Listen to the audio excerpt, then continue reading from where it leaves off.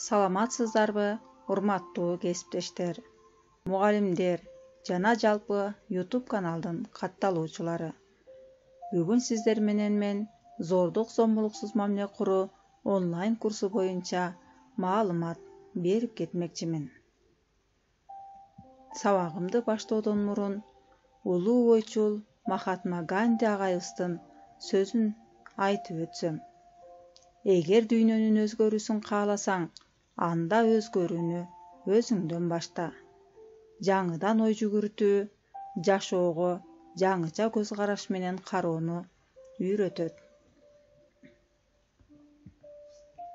Бул курс Ганди Смитри жана Дархан Саммит институту дүйнө жүзүндөгү ар кандай университеттер менен бирге иш алып барып, түрдүү онлайн программаларды өткөрүп келет.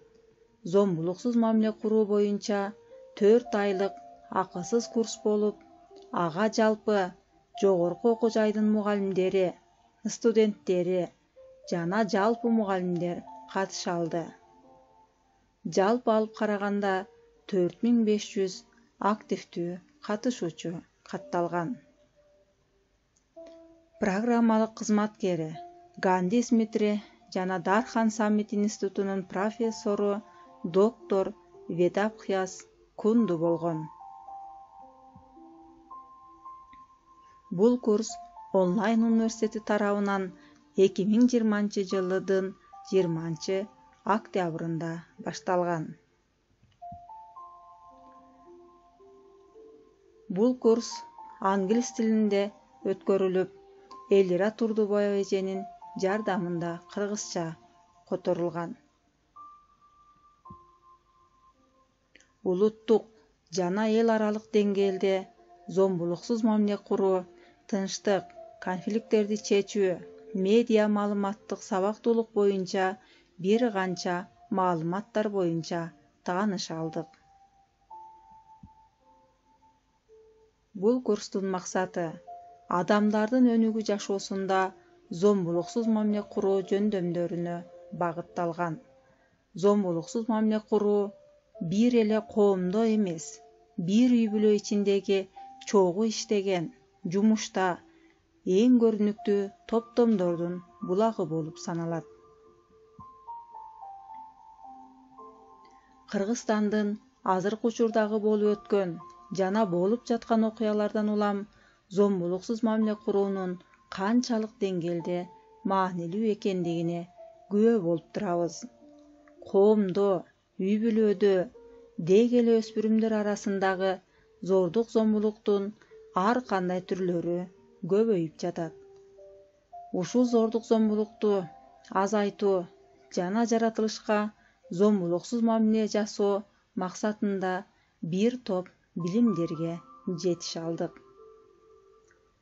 Зомбулуксуз мамиле куруу менен бирге сүйлөгөн сөзүндө жана тилдин канчалык деңгээлде маанилүү экендигин түшүнүү менен бирге зомбулуксуз мамиле куруунун күнүмдүк жашоодо адатка айландырууга болоруна дагы бир жолу ишендим.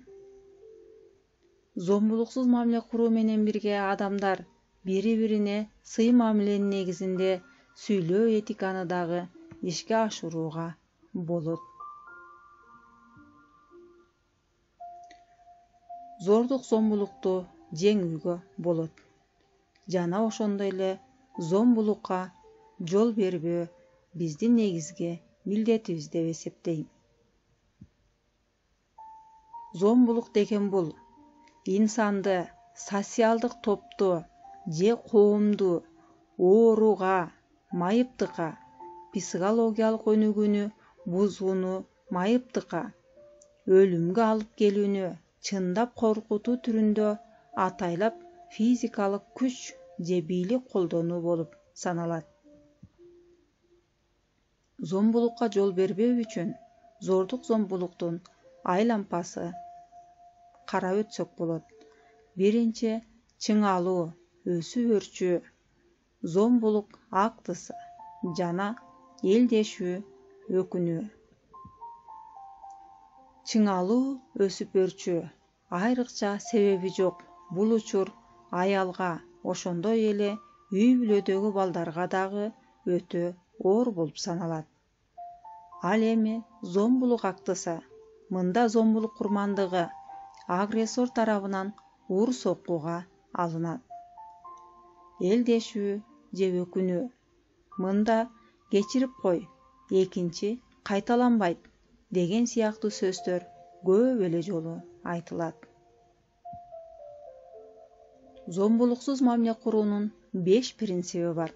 Башкача айтканда, бул 5 принципти биз алтын эреже катары кабыл алсак болот.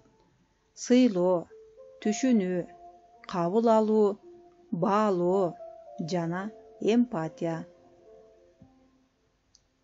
Зомбулуктан арылууга 3 сезим тоскоолдук жаратат. Алар коркуу сезими, уят сезими жана алсыздык сезими.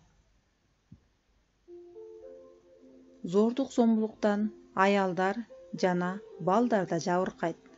Мына ушул боюнча Махатма Ганди мындай деп айтат: мен зордук зомбулукка каршымын.